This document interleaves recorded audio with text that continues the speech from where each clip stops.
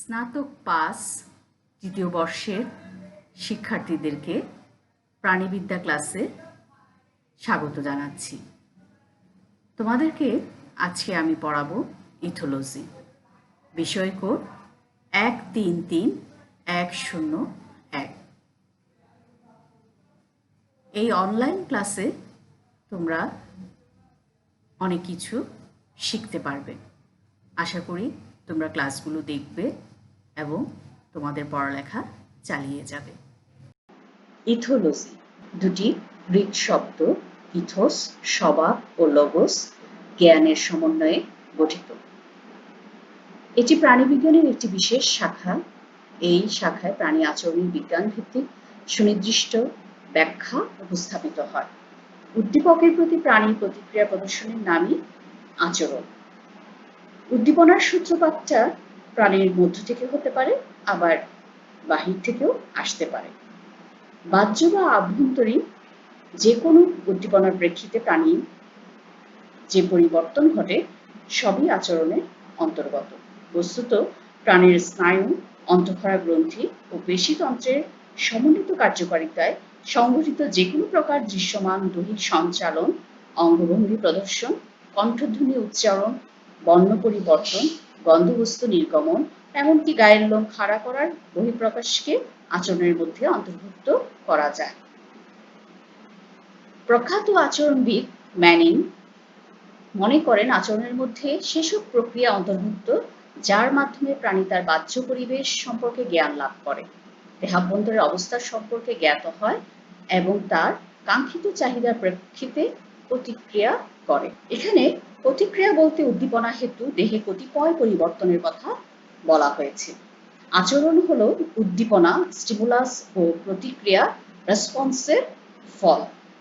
আর আচরণের বৈজ্ঞানিক ও বস্তুনিষ্ঠ আলোচনার নাম ethology, scientific and objective study of behaviour.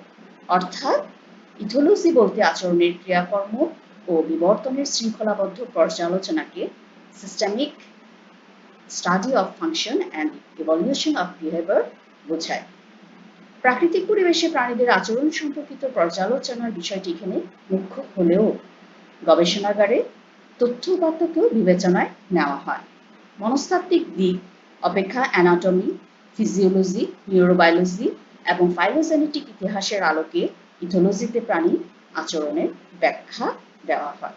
ইথোলজির ইতিহাস যদি আমরা বলি তাহলে প্রথমেই বলতে হয় যে 19বিংশ শতাব্দীর পর্যন্ত ইথোলজির ভিত তেমন একটা ছিল না, একেবারে নড়বড়েই ছিল বলতে হয়। 19বিংশ শতাব্দী পর্যন্ত বিজ্ঞানীদের মধ্যে সবচেয়ে গ্রহণযোগ্য মতবাদ ছিল অ্যারিস্টটল প্রস্তাবিত দ্য কনসেপ্ট অফ স্কেলার ন্যাচারি। এই প্রত্যয়ের মূল কথা ছিল সকল জীব এক আদর্শ পিরামিড ধাঁচে বিন্যাসিত, অর্থাৎ classified of an ideal pyramid, যার নিম্ন স্তরে রয়েছে সরলতম জীবকুল এবং উপরের দিকে ক্রমান্বয়ে জটিলতা বৃদ্ধি পেতে পেতে একেবারে উচ্চ স্তরে মানুষ অবস্থান করে। সে সময়কার এই ধারণাগুলো অর্থাৎ অ্যারিস্টটল তার স্টোরিয়া অ্যানিম্যালিয়াম নামক গ্রন্থে প্রাণীর আচরণ সম্পর্কে সর্বপ্রথম চমৎকার বিবরণ লিপিবদ্ধ করেন। এরপরে সপ্তদশ শতকে নামকরা বিজ্ঞানী উইলিয়াম হার্ভে, এরপরে অষ্টাদশ শতাব্দীতে ইংল্যান্ডের গিলবার্ট হোয়াইট বিজ্ঞান ভিত্তিক আলোচনা উপস্থাপন করেন। ইথোলজিকে বায়োলজির একটি আলোচ্য বিষয় হিসাবে গণ্য করার কারণে ইথোলজিস্টগণ প্রাণী আচরণের বিবর্তনিক দিকের প্রতি বিশেষভাবে মনোনিবেশ করেছেন এবং প্রাকৃতিক নির্বাচন মতবাদের আলোকে আচরণকে অনুধাবন করার চেষ্টা চালিয়েছেন। এই দৃষ্টিকোণ থেকে চার্লস রবার্ট ডারউইন ছিলেন প্রথম আধুনিক ইকোলজিস্ট।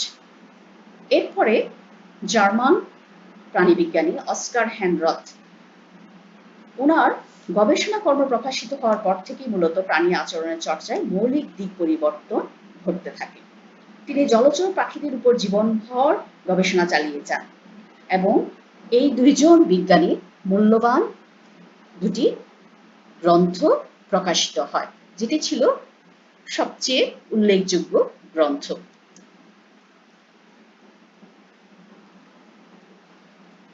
চার্লস রবার্ট ডারউইনের সবচেয়ে নামকরা গ্রন্থ ছিল the expression of emotion in man and animals এবং অস্কার হ্যানরথের ছিল ইথোলজি অফ অ্যানাটিডে।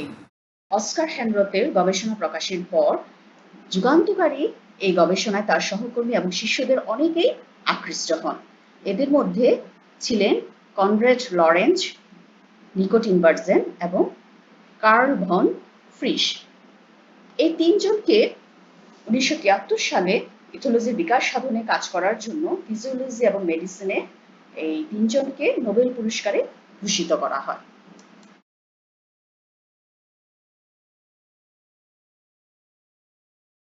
কনরাড লরেঞ্জ, তিনি অস্ট্রিয়ার ভিয়েনা বিশ্ববিদ্যালয়ে প্রাণী মনোবিদ্যার শিক্ষক ছিলেন। তাকে আচরণ বিজ্ঞানের প্রতিষ্ঠাতা জনক অর্থাৎ ফাউন্ডার ফাদার রূপে গণ্য করা হয়। তার শিক্ষক ছিলেন আবার অস্কার হ্যানরথ। তিনি কুকুর, ইঁদুর, বানর, ব্যাঙ ইত্যাদি নিয়ে বিভিন্ন পরীক্ষা নিরীক্ষা চালান। তিনি প্রাণী আচরণ সংক্রান্ত গবেষণায় তার অবদান চিরস্মরণীয় হয়ে থাকবে।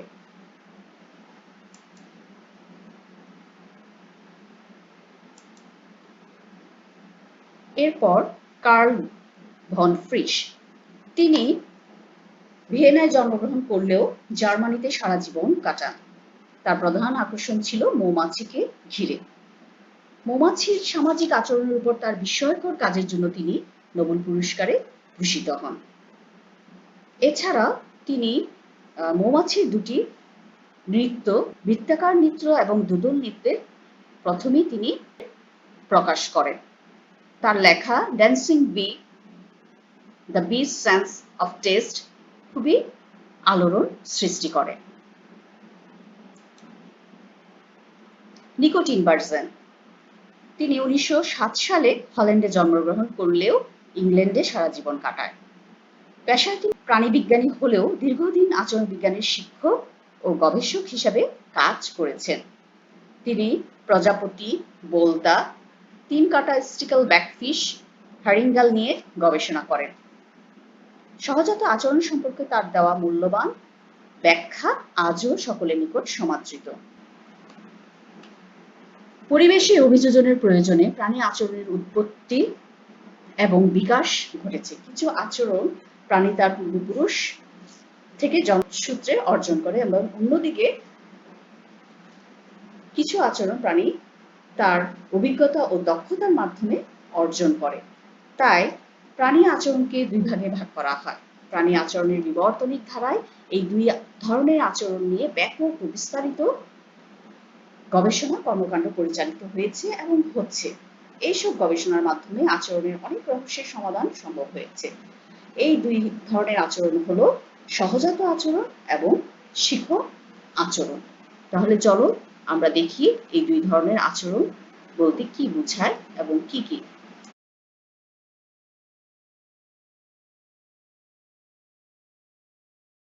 তিনটি ছবি দেখছো। প্রথম ছবিতে হচ্ছে একটি খুব সুন্দর পাখির বাসা, দ্বিতীয় ছবিতে মৌচাক, তৃতীয় ছবিতে একটি মাকড়সা তার জাল বুনেছে। এই যে তিনটি ছবি দেখো, যে এই ছবিতে যে কাজগুলো দেখানো হচ্ছে, যে আচরণটা দেখানো হচ্ছে, পাখি তার বাসা যে বুনেছে, এই বাসাটা কেউ তাকে শিখিয়ে দেয়নি কিভাবে বাসা বানাতে হবে। মৌমাছি কিভাবে মৌচাক বানাতে হবে তা তাকে কেউ শিখিয়ে দেয়নি, সে নিজে থেকে এই মৌচাকটা তৈরি করেছে। ঠিক তেমনি একটি মাকড়সা কিভাবে জাল বুনতে হবে সে তার জন্মগতভাবে এই আচরণটা প্রদর্শন করে। এই সকল আচরণকেই বলা হয় একসাথে সহজাত আচরণ। অর্থাৎ সহজাত আচরণ ইনস্টিংক্টিভ বিহেভিয়ার। ইনস্টিংক্টিভ বিহেভিয়ার হচ্ছে কি একটি প্রজাতির অন্তর্ভুক্ত প্রতিটি প্রাণীর কোনো রকম শিক্ষা বা পূর্ব অভিজ্ঞতা ব্যতি রেখে জৈবিক প্রয়োজন মেটাতে বা আত্মরক্ষার তাগিদে বংশ পরম্পরায় একইভাবে যেসব জন্মগত অপরিবর্তনীয় আচরণ প্রদর্শন করে তাকে সহজাত আচরণ বলে। এখানে আমরা যে তিন ধরনের ছবি দেখলাম এগুলো সবই হচ্ছে কি প্রাণীরা উত্তরাধিকার সূত্রে লাভ করে, শেখার মাধ্যমে কখনোই এগুলো আয়ত্ত করা যায় না। তাহলে সহজাত আচরণের কি কি বৈশিষ্ট্য চলো দেখি।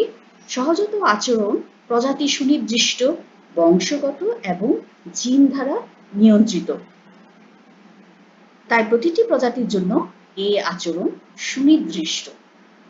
সহজাত আচরণ প্রাণী জন্মসূত্রে অর্জন করে।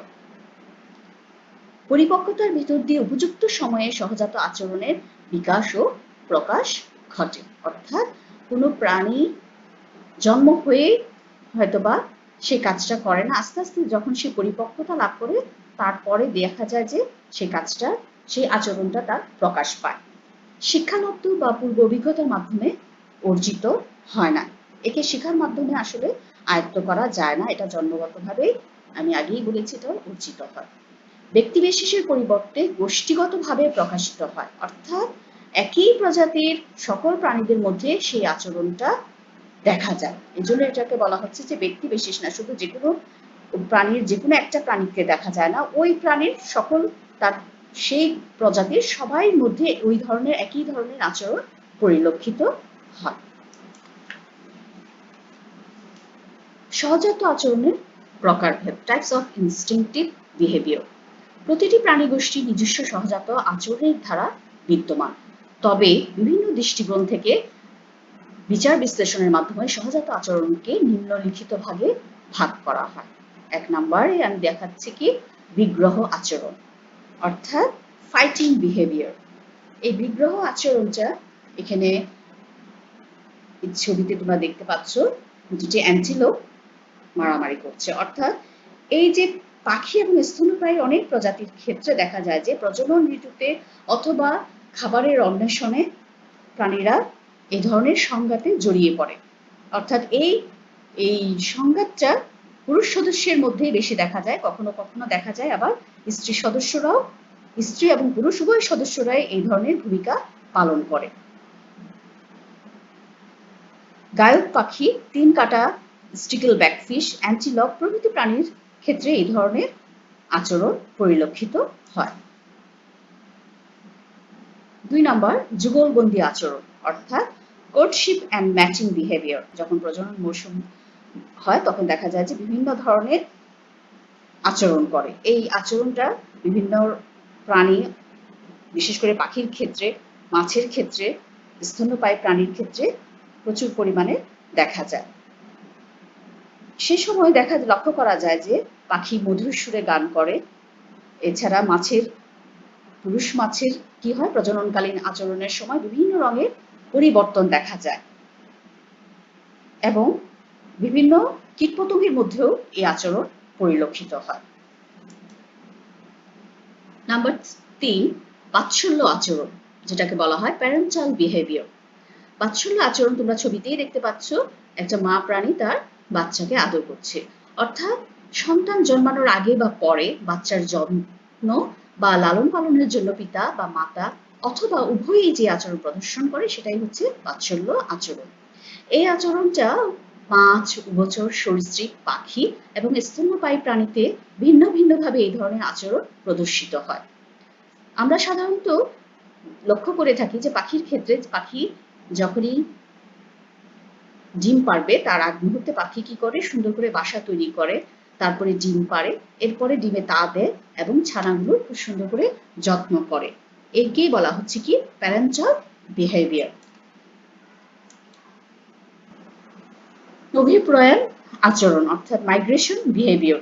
এই মাইগ্রেশন বিহেভিয়ার, অভিপ্রয়াণ আচরণটা মাছ এবং পাখির ক্ষেত্রে সবচেয়ে বেশি লক্ষ্য করা যায়।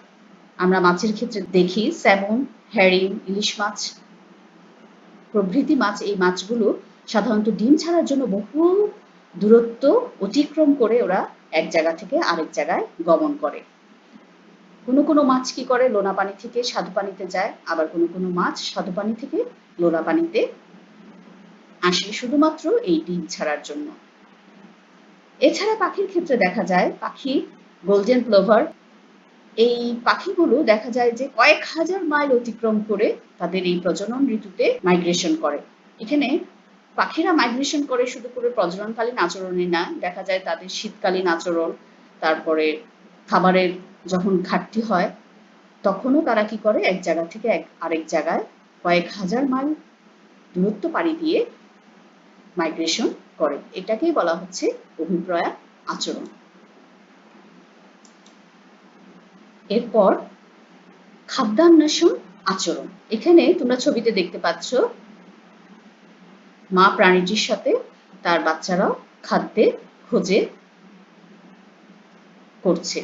এখানে সাধারণত এই ফুড সিকিং বিহেভিয়ারে পাখি এবং স্তন্যপায়ীতে এই ধরনের আচরণ লক্ষ্য করা যায়। এখানে কোনো প্রাণী সব ধরনের দেখা যায় যে কোনো প্রাণী সব ধরনের খাদ্য খায় না। খাওয়ার ব্যাপারে প্রতিটি প্রাণীর নিজস্ব কিছু পছন্দ থাকে। বিজ্ঞানীরা প্রত্যক্ষ করেছেন একই পরিবেশে বসবাস করা সত্ত্বেও ঘনিষ্ঠ সম্পর্কযুক্ত অনেক প্রজাতির খাদ্যেরও ভিন্নতা রয়েছে। সেই খাদ্যের খোঁজার অন্বেষণে তারা যে আচরণ করে তাকেই বলা হয় ফুড সিকিং বিহেভিয়ার। নাম্বার 6, পলায়ন প্রবৃত্তি অর্থাৎ স্কেপ বিহেভিয়ার। স্কেপ বিহেভিয়ারটা এই আচরণটা সাধারণত দেখা যায় শিকারীজীবী প্রাণীর হাত থেকে বাঁচার জন্য অনেক জীবের মধ্যে পলায়ন প্রবৃত্তি বিকশিত হয়। এখানে ছবিতে তোমরা দেখতে পাচ্ছ একটি বড় ঈগল পাখি একটা ছোট্ট বিড়ালকে তাড়া করছে, অর্থাৎ এই পাখিটার হাত থেকে বাঁচার জন্য বিড়ালটি লুকানোর চেষ্টা করছে। এই ধরনের শিকারীজীবী প্রাণীর হাত থেকে বাঁচার জন্যই সাধারণত অন্যান্য প্রাণীরা কি করে, তারা কোনো একটা জায়গায় নিশ্চুপ অবস্থায় থাকে, অথবা কোনো প্রাণী আবার তার বর্ণের পরিবর্তনও করে আত্মরক্ষার কাজ করে।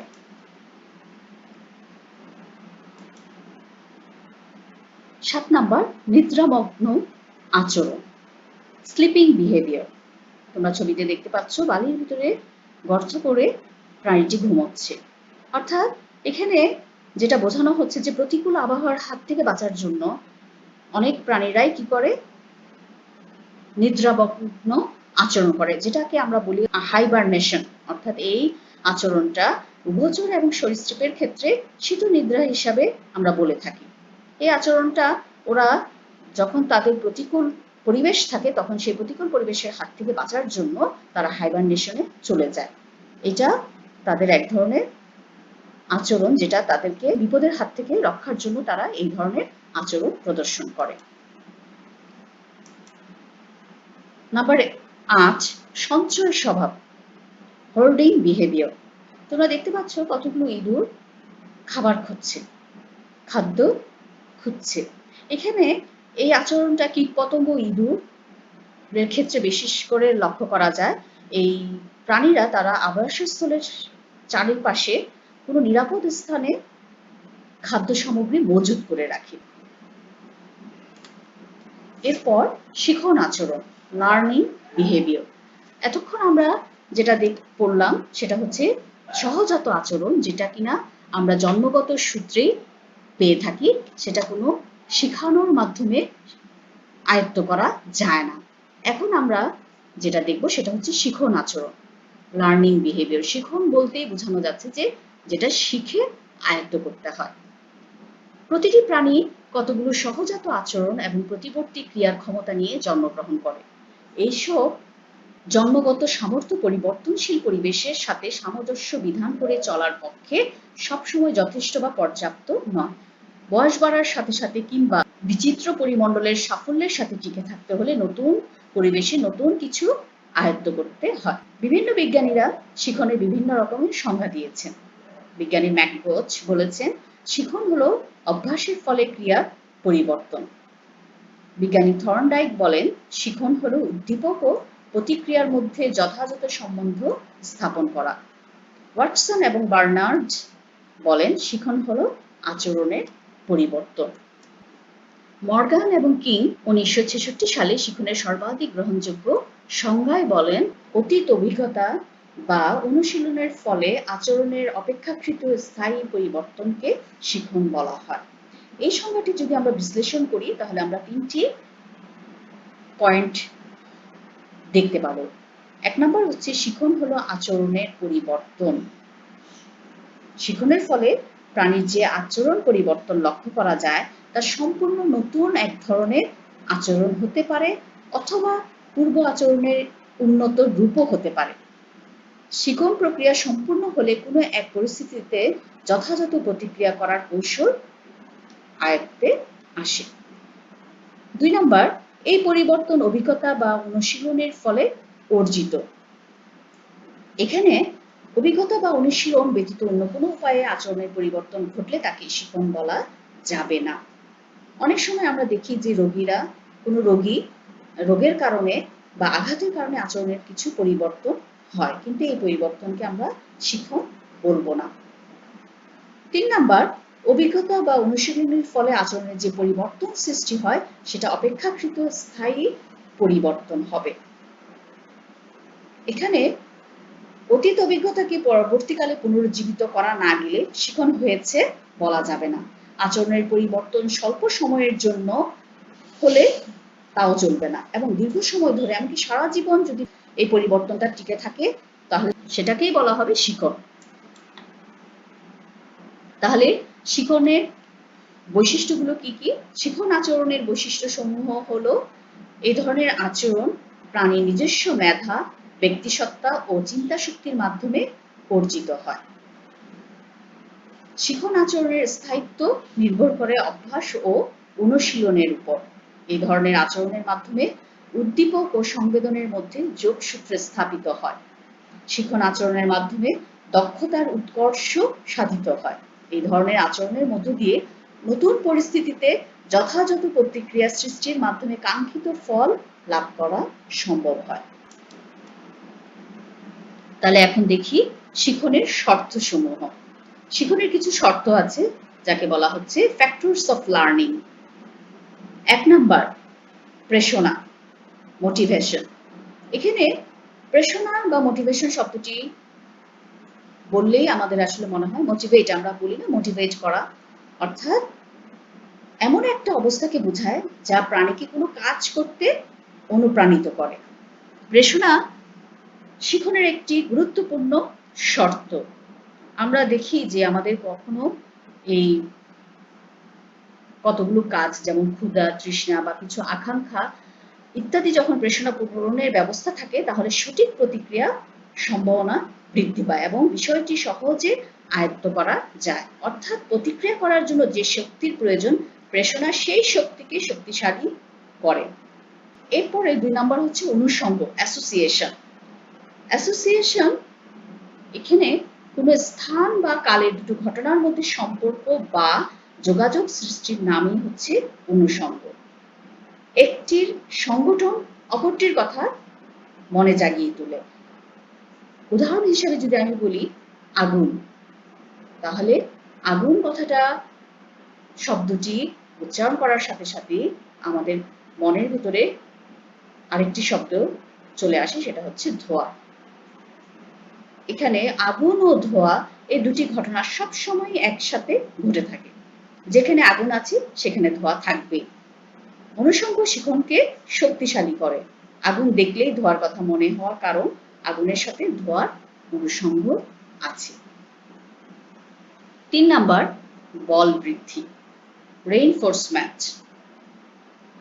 বল বৃদ্ধি এমন এক অবস্থা যা অনুষঙ্গকে শক্তিশালী করে, আর অনুষঙ্গকে প্রতিষ্ঠিত ও শক্তিশালী করতে হলে বল বৃদ্ধির উপস্থিত প্রয়োজন। সুতরাং বল বৃদ্ধি শিখনের এক অপরিহার্য শর্ত। কোনো মানুষকে যদি একটি নির্দিষ্ট কাজ করার জন্য পুরস্কৃত করা হয় তবে সেই কাজটি সে সহজে আয়ত্ত করতে পারে। এখানে বল বৃদ্ধিটাও এক ধরনের অনুঘটন। পর্যবেক্ষণ, অবজারভেশন। পর্যবেক্ষণ শিখন পরিস্থিতিতে পর্যবেক্ষণ হচ্ছে সাপেক্ষ। প্রাণী অন্ধভাবে শিখন ঘটাতে পারে না। শিখনের সকল অবস্থা প্রাণীর পর্যবেক্ষণের অন্তর্ভুক্ত হলে শিখন দ্রুত সম্পন্ন হবে। 5 নাম্বার, মনোযোগ, অ্যাটেনশন। মনোযোগ শিখনের আরো একটি শর্ত। কোনো বিষয় বা বস্তুর প্রতি মনোযোগ স্থাপিত না হলে সে সম্পর্কে শিক্ষা লাভ করা যাবে না। আমরা এই জিনিসটা খুব বেশি বলি যে শেখার ক্ষেত্রে মনোযোগটা খুবই ইম্পর্টেন্ট। মনোযোগ ব্যতীত শিখন অসম্পূর্ণ ও দুর্বল হতে বাধ্য। 6 নাম্বার, পুনঃ পুনঃ চেষ্টা, অর্থাৎ রিপিটেড ট্রায়ালস। আমরা বলি না বারবার চেষ্টা করো, শিখনের ক্ষেত্রে এটাও অতি গুরুত্বপূর্ণ। যত বেশি চেষ্টা করা হবে শিখনটা তত বেশি মজবুত হবে। একটি কাজ যত বেশি তুমি পুনরাবৃত্তি করবে তত বেশি শক্তিশালী হবে। অর্থাৎ অনুশীলন বা প্রচেষ্টা শিখনের অন্যতম শর্ত বলে মনে করা হয়। 7 নাম্বার সান্নিধ্য। কন্টিগুইটি হচ্ছে কি শিখনের মাধ্যমে বিভিন্ন পর্যায়ে সান্নিধ্য থাকতে হয়, যেমন সাপেক্ষ প্রতিবর্তী শিখনে সাপেক্ষ উদ্দীপক ও স্বাভাবিক উদ্দীপকের উপস্থাপনের মধ্যে সান্নিধ্য থাকা প্রয়োজন। আমরা সাপেক্ষ প্রতিবর্তী শিখন যখন বলি তখন দেখি যে সাপেক্ষ উদ্দীপক এবং স্বাভাবিক উদ্দীপক দুটা উদ্দীপক উপস্থাপন করি, একটার পর আরেকটা উদ্দীপক চলে আসে। এই দুটি উদ্দীপককেই বলা হচ্ছে সান্নিধ্য। এছাড়াও আমরা বলি প্রাণীর প্রতিক্রিয়া ও সন্তুষ্টি। প্রাণী কোনো আচরণের জন্য যখন প্রতিক্রিয়া করে তার বিপরীতে আবার সে সন্তুষ্টি লাভ করে বা অসন্তুষ্টি প্রকাশ করে। এই যে এই দুই ধরনের আচরণও সান্নিধ্যের মধ্যে পড়ে। শিখন আচরণের প্রকারভেদ। Types of learning behaviour. বিশিষ্ট মনোবিজ্ঞানী এবং প্রাণী আচরণবিদ স্ট্রোক শিখন আচরণকে নিম্নোক্ত কয়েকটি শিরোনামে ভাগ করেছেন। 1 নাম্বার অভ্যস্ততা। এখানে দেখো তোমরা প্রাণীর ক্ষেত্রে এই ধরনের সরল প্রকৃতির শিক্ষালব্ধ আচরণ পরীক্ষা করা যায়। এতে কোনো নতুন প্রতিক্রিয়ার সৃষ্টি হয় না, বরং পুরাতনটির অবক্ষয় ঘটে। এই ধরনের আচরণে যদি কোনো প্রাণীকে ক্রমাগত একটি বিশেষ উদ্দীপকের মাধ্যমে উদ্দীপিত করা হয় যে উদ্দীপকের সাথে প্রাণীর স্বার্থ সংশ্লিষ্ট নয়, তাহলে দেখা যাবে প্রাণীটি উদ্দীপকের প্রতি প্রতিক্রিয়া প্রদর্শনের মাত্রা কমিয়ে দিয়েছে। প্রাণীর আচরণের এমন পরিবর্তন শুধুমাত্র অবসাদগ্রস্ততা বা স্নায়বিক অভিযোজনের জন্য নয়, বরং অভ্যস্ততা নামক আচরণের জন্যই হয়ে থাকে। এখানে তোমরা বুঝতে পারছো যে আমি কি বলছি। এখানে বলা হচ্ছে যে প্রাণীর সাথে স্বার্থ সংশ্লিষ্ট নয়, কিন্তু এমন কোনো আচরণ যেটা আচরণের বিপরীতে প্রাণীটি প্রতিক্রিয়া করছিল সেটা আস্তে আস্তে তার কি হয়ে যাবে, কমে যাবে, বরং অভ্যস্ততা নামক আচরণের জন্য এই ধরনের আচরণটা হয়ে থাকে। তাহলে একটি উদাহরণ দেই আমি তোমাদের। বিজ্ঞানী ক্লার্ক পলিকিটা শ্রেণীভুক্ত নিয়েনথিস নামক সামুদ্রিক প্রাণীকে নিয়ে এই পরীক্ষাটা করেন। তিনি কি করেন, এই তোমরা এই চিত্রে দেখতে পাচ্ছ নিয়েনথিস। এই নিয়েনথিসকে উনি কি করেন, কাচের তৈরি নলের মধ্যে রেখে অনেক পরীক্ষা নিরীক্ষা চালান এবং চালিয়ে তিনি অভ্যস্ততার এক সুন্দর ব্যাখ্যা তুলে ধরেন। তিনি কি ব্যাখ্যা দেন, তিনি বলেন যে এই নিয়েনথিসকে যদি কাচের বোতলে অনেকগুলো নিয়েনথিস রাখা হয় এবং তাদের সামনের যে মস্তকে যখন হাত দেওয়া হয় তখন দেখা যায় যে নিয়েনথিসগুলো সব কাচের বোতলে ঢুকে যায়। উনি কি করেন, উনি 1 মিনিটে অধিকাংশ নিয়েনথিসের মাথায় হাত দিতে থাকেন। 1 মিনিট পর পর যখনই হাত দিতে থাকে দেখা যায় যে প্রথমে ওরা আর মাথা বের করে না, মাথা ঢুকিয়ে ফেলে। কতক্ষণ পর যখন উনি বারবার এই কাজটা করতে থাকেন তখন দেখা যায় যে নিয়েনথিসরা আর বোতলের ভিতরে মাথা ঢুকায় না। অর্থাৎ উক্ত উদ্দীপকের প্রতি সাড়া প্রদর্শন একদম শূন্যে নেমে আসে। যখন কোনো উদ্দীপক বারবার বা নিরবিচ্ছিন্নভাবে উপস্থাপিত করা হয় তখন প্রতিক্রিয়া করতে অনাগ্রহ বা অনিচ্ছা প্রকাশকে হ্যাবিচুয়েশন বলে। 2 নাম্বার ইমপ্রিন্টিং। বিশেষ ধরনের সীমিত শিক্ষালব্ধ আচরণকে ইমপ্রিন্টিং নামে অভিহিত করা হয়।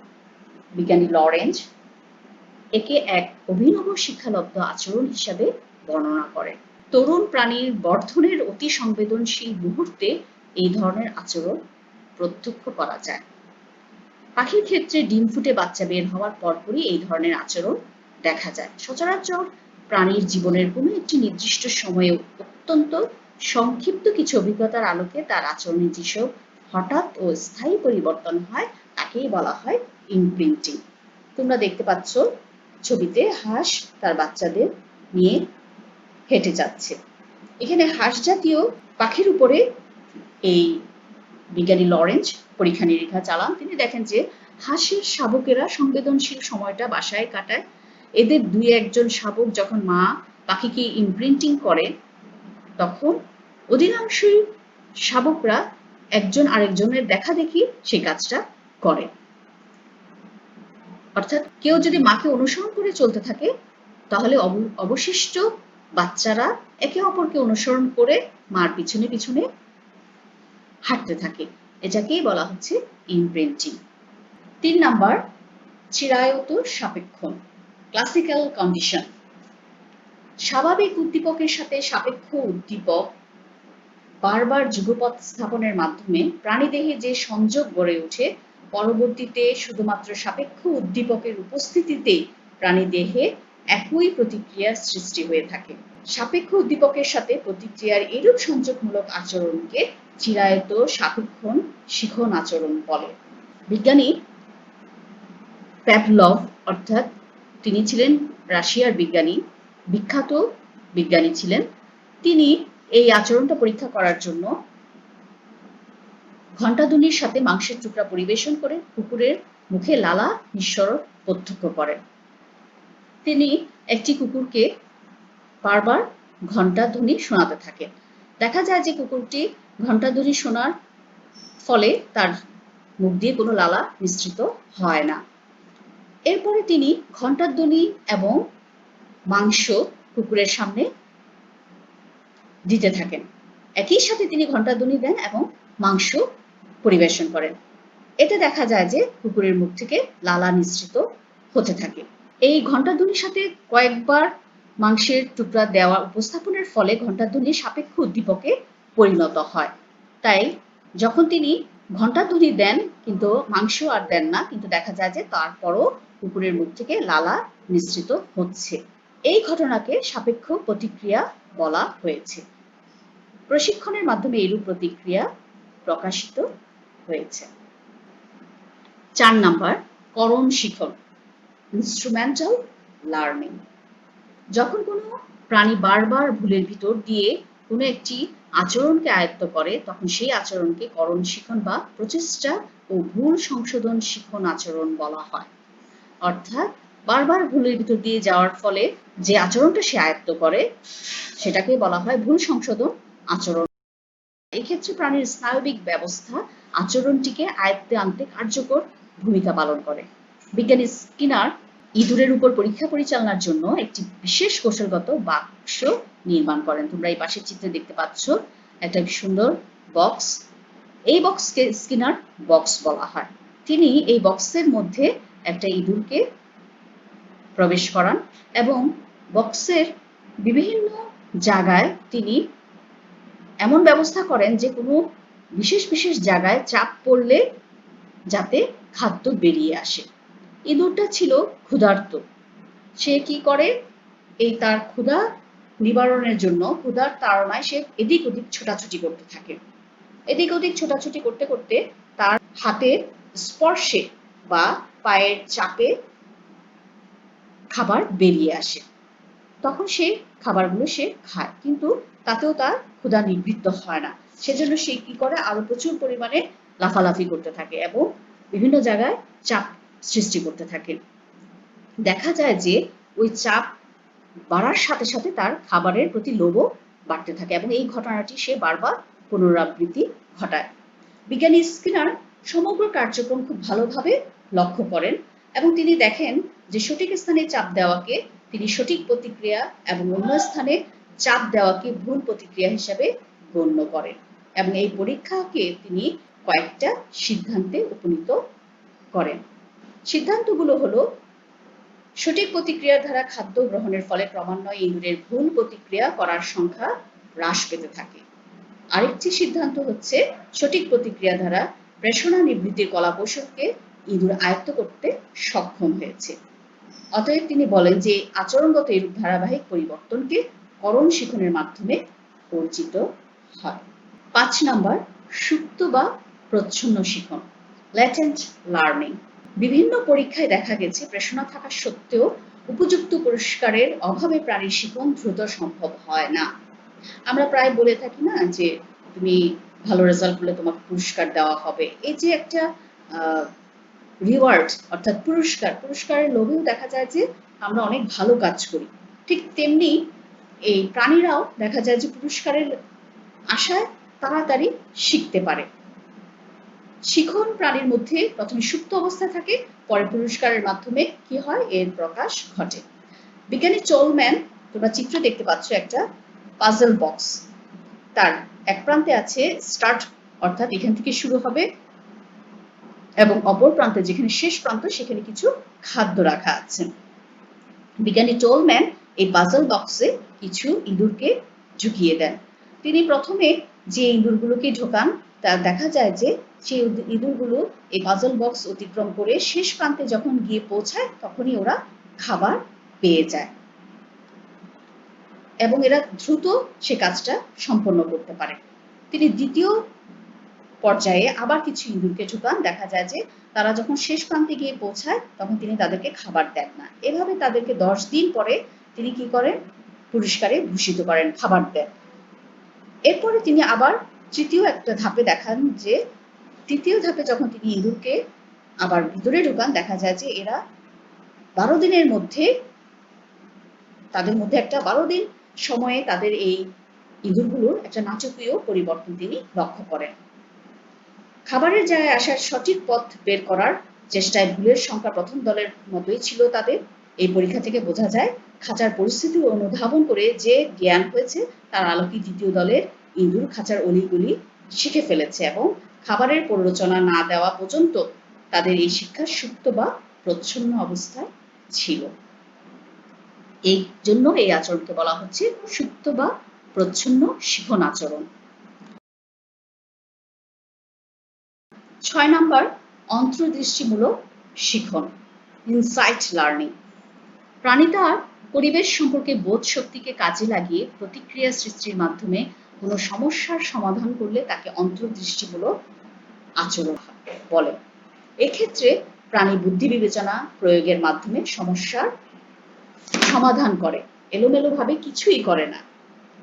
এখানে যেটা বলা হচ্ছে প্রাণীরও বুদ্ধি বিবেচনা খাটিয়ে প্রাণী কি করে, তার সমস্যার সমাধান করতে পারে। বিজ্ঞানী ওলফগ্যাং কহলার তিনি কি করেছেন, এই আচরণটার উপরে পরীক্ষা করেন। উনি যে পরীক্ষাটা করেন সেটা হচ্ছে কি, শিম্পাঞ্জিকে তিনি একটি খাঁচায় বন্দি করেন। শিম্পাঞ্জিটা ছিল ক্ষুধার্ত। একদম খাঁচার উপরে তিনি কলা ঝুলিয়ে রাখেন এবং চারপাশে কিছু, তোমরা ছবিতে দেখতে পাচ্ছ অনেকগুলো বক্স, তিনি চারপাশে কিছু খালি বক্স রেখে দেন। কিন্তু শিম্পাঞ্জিটা যখন খাঁচার ভিতরে থাকে তখন সে এই কলা নেওয়ার জন্য অনেক লাফালাফি করতে থাকে, কিন্তু কিছুতেই সে কলা ধরতে পারে না। এক পর্যায়ে বিজ্ঞানী কহলার সেই খাঁচার ভিতরে প্রবেশ করেন এবং তিনি কি করেন, বক্স নিয়ে তার উপর দাঁড়িয়ে কলা ধরার ভঙ্গি করেন এবং তিনি এটা দেখিয়ে আবার বক্সগুলোকে সাইডে রেখে খাঁচা থেকে বেরিয়ে আসেন। দেখা গেল যে শিম্পাঞ্জিটা তাকে দেখে তা অনুসরণ করে এবং তিনি বেরিয়ে যাওয়ার পরে শিম্পাঞ্জি সেই বাক্সগুলো টেনে ঝুলন্ত কলার নিচে গিয়ে দাঁড়ায় এবং কলা ধরতে পারে। এটাকেই বলা হচ্ছে অন্তর্দৃষ্টিমূলক শিখন আচরণ, ইনসাইট লার্নিং। এতক্ষণ আচরণ নিয়ে যে বিষয়গুলো আলোচনা করলাম, আশা করছি তোমরা বুঝতে পেরেছ। তোমরা পড়লে আরো কিছু জানতে পারবে, তোমাদের পড়াশোনা চালিয়ে যাবে, তোমরা ঘরে থাকবে এবং নিজের যত্ন নিবে। পরবর্তী ক্লাসে আবার দেখা হবে। আল্লাহ হাফেজ।